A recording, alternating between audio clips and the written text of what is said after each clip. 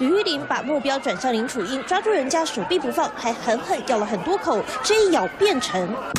林楚英手臂留下明显齿痕，破皮红肿，手肘附近也被抓出一条血痕，就连左脸颧骨也有伤。林楚英直呼：“你们是野蛮人吗？” 吕玉玲则是po文喊冤，自己被民进党立委暴力对待，还贴出验伤单，表示左颈、左肩和右手拇指都有受伤。林楚英她挥拳之后捂住我的口鼻，我没办法呼吸的情况之下，我反击了。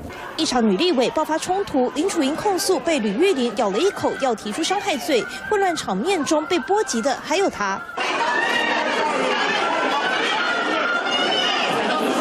一场主席台一片混乱，吕玉玲扯住赖品妤头发，死命拖了好一段距离。